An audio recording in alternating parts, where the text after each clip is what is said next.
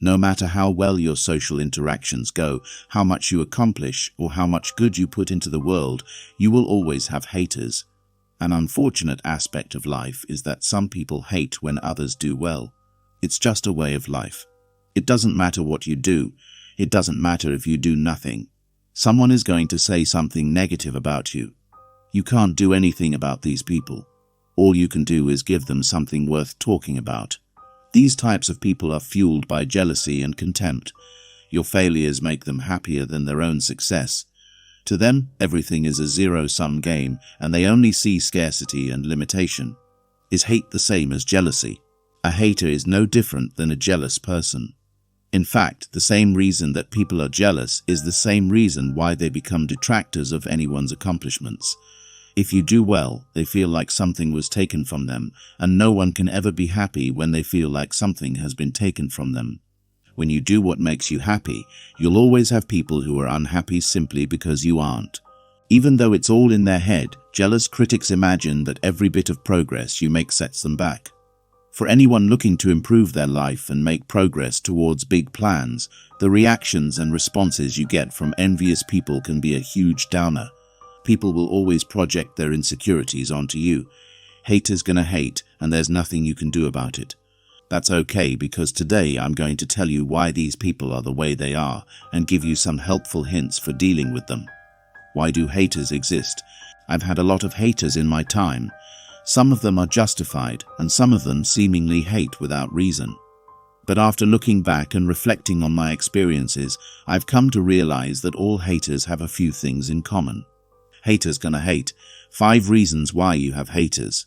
This list is not exhaustive, but if you're experiencing unexpected hostility, especially from people you once or still do consider friends, these are the most likely reasons. You improved. Haters hate when people get better. You're doing well. Haters are overjealous. You surpassed them. Haters can't stand winners. You didn't fail. Haters wanted you to. You evolved. Haters didn't. Self-improvement. People hate you because you improved your life. Everyone wants the good life. Few people are willing to do the work necessary to get a good life. If that's you, then learn how to get your life together here. Rather than elevate themselves to your level, haters would rather waste time trying to drag you down to their level. The quickest way to get haters is to succeed. My boxing coach always told me, if you want a bunch of friends, be unsuccessful. How many times have you seen someone become successful and thought to yourself, man, they're so lucky? In reality, you don't see the years of hard work that went on behind the scenes, but that doesn't register to a hater. You see, to the average person, becoming rich, successful, or famous is so out of reach that their first thought is to discredit anyone that has those things. By telling themselves that X person got lucky, they're justifying the impossibility of such a thing happening, so they can feel more content with their less than ideal lifestyle. Now, it's one thing to see someone become an A-list celebrity and find huge success in their life, but for one of their friends to achieve great things, that's even more unlikely. You were their friend, their equal, and by improving your life, you're signaling to them, I'm better than you, look at everything I've done that you'll never do. Obviously, that isn't your intention, but to a hater, rational thinking isn't a specialty. Jealousy. You have haters because people want what you have. Your improvement may bother people who are used to you existing below their level. They may openly campaign for you to get your life together, but they secretly relish their superiority over you. If you spend most of your time around people who care about you, you won't have this issue. Close friends and family genuinely want you to succeed. Your casual peers will not, because change disrupts the social order they rely on for their self-esteem. When you move past them on the social ladder, they'll feel a need to pull you down. Progress on the social ladder is almost always the result of progress in other areas of your life. Not only are you reminding them of what they aren't doing, they will also feel beneath you. This, more than anything you actually do, will inspire resentment, envy, and hate. They will constantly remind you of things you did or ways you thought once the roles are reversed. Their hope is to put you back where you were so that the balance of power is restored. A special type of hater, internet trolls. You see this often with online haters, aka internet trolls. Anytime you try to produce anything of value, internet trolls are quick to give you negative feedback. I've got a lot of Twitter followers and a great social media presence, and even I'm not immune to negative commenters when I give value. It doesn't matter whether it's a podcast, blog post, tweet, or Instagram post, these online haters will attack you because you're doing something they can't or won't do. You live your life, help others by giving value, and you make money while doing it. This is enough to incite the online mob to try and burn you down. You moved on. Their life remains stagnant, yours doesn't. You often see this in the romantic realm. Once upon a time, you were interested in a person. This person did not return the interest. If they're nice, they friend-zoned you. In the meantime, you improved into an attractive person. Now they want to give you attention. But you aren't interested because you're capable of attracting higher quality people now.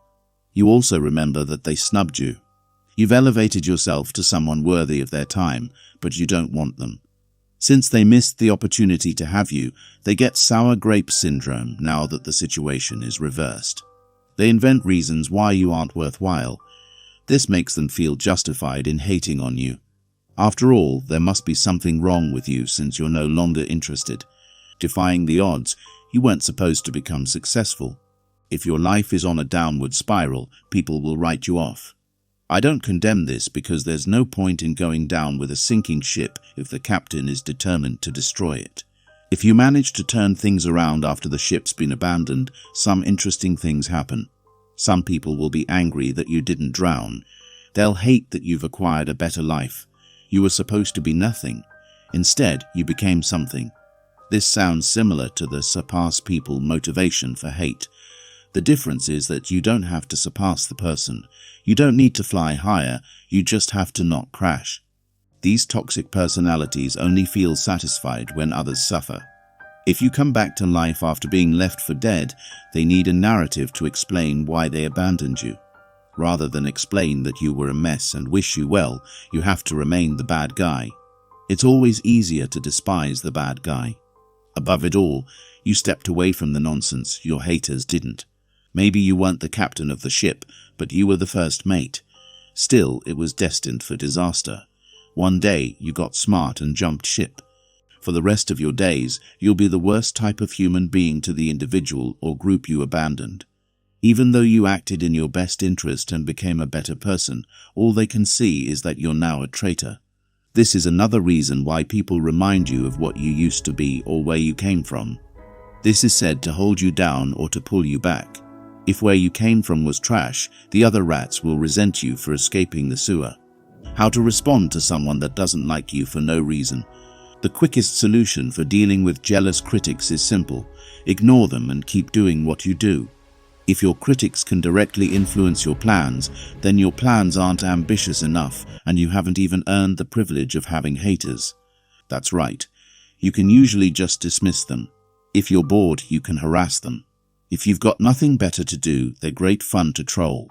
But I don't recommend wasting your time or energy on these people because it will also drag you down. Read more about what to do when someone hates you for no reason here. There is no magic wand to get rid of haters. There is no secret spell to win them over to your side. Some people won't like you regardless of what you do. That's all right. The world is a big place and negativity loves to make itself known. For every one person who makes their dissatisfaction and disappointment known, there are 100 who are silly supporting you and everything you do. If you liked this article, I would love it if you signed up for my newsletter. Once per week, you'll receive a short email with practical information about how to develop Stoic street smarts. Understanding jealousy. Jealousy arises from the fear of losing something valuable to someone else or the desire to possess what others have. It is often rooted in feelings of insecurity, inadequacy, and comparison. Unlike envy, which merely desires what another has, jealousy typically involves a perceived threat to one's own possessions or relationships. The Stoic perspective on jealousy. Stoics view jealousy as a perturbation, an irrational disturbance of the mind that arises from incorrect judgments about what is truly valuable. According to Stoicism, external goods and circumstances are indifferent. They neither contribute to nor detract from our true happiness. Instead, our well-being depends solely on our virtue, our ability to live in accordance with reason and nature. Epictetus on jealousy. Epictetus, one of the prominent Stoic philosophers, asserts that it is not events themselves that disturb us, but our judgments about them. In his Enchiridion handbook, he writes, "Men are disturbed not by things, but by the views which they take of them." In the context of jealousy, it is not the success or possessions of others that disturb us, but our judgment that their success somehow diminishes our worth or threatens our security. Seneca on contentment. Seneca, another influential Stoic thinker, advises focusing on our own path and finding contentment within ourselves. In his Letters to Lucilius, he emphasizes, "A wise man is content with his lot, whatever it may be, without wishing for what he has not." Seneca's wisdom suggests that cultivating gratitude and contentment for what we have, rather than longing for what others possess, can mitigate jealousy. Practical Stoic strategies to overcome jealousy. Distinguish between what is in our control and what is not. Central to Stoic philosophy is the dichotomy of control. According to this principle, we should focus only on what we can control, our thoughts, actions, and reactions, and accept what we cannot control, such as the actions and possessions of others. By internalizing this distinction, we can reduce the impact of jealousy, which often stems from concerns over external, uncontrollable factors. Reframe your perceptions. Stoicism encourages reinterpreting our perceptions to align them with reality and reason. When feeling jealous, instead of seeing others' success as a threat, recognize it as an opportunity to admire and learn from them. Practice rational thinking by questioning the validity of your jealous thoughts and replacing them with more constructive ones. Cultivate virtue and self-improvement. Focusing on personal growth and virtue helps shift attention away from external comparisons. Embrace the Stoic virtues of wisdom, courage, justice, and temperance. By striving to improve yourself according to these virtues, you become less concerned with what others have and more focused on your own development. Practice gratitude. Regularly reflecting on what you are grateful for can counteract feelings of jealousy. Seneca suggests keeping a gratitude journal, noting down things you appreciate in your life. This practice helps cultivate a sense of contentment and reduces the urge to compare yourself with others. Mindfulness and presence. Stoics advocate for living in the present moment. Jealousy often arises from dwelling on the past or worrying about the future. By practicing mindfulness, you can ground yourself in the present, appreciating what you have now rather than fixating on what you lack or what others possess. Embrace impermanence. Stoicism teaches that everything in life is transient. Recognizing the impermanent nature of external goods and relationships can help diminish the grip of jealousy. By accepting that everything is subject to change, you can develop a healthier perspective on what truly matters. Stoic exercises for managing jealousy. Negative visualization. This Stoic exercise involves imagining the loss of things you value. By contemplating worst-case scenarios, you prepare yourself emotionally for potential losses and develop a deeper appreciation for what you have. This can reduce the intensity of jealousy by highlighting the ephemeral nature of external goods. View from above. This exercise encourages taking a broad perspective on life. Imagine looking at your life from a higher vantage point, seeing yourself as a small part of the vast universe. This helps put your concerns, including jealousy, into perspective, making them seem less significant. Self-inquiry. Regularly question your jealous feelings. Ask yourself why you feel jealous, what assumptions underlie your emotions, and whether these assumptions are rational. This process of self-inquiry helps dismantle irrational beliefs and replaces them with more reasoned thoughts. Conclusion. Stoicism offers a robust framework for understanding and overcoming jealousy.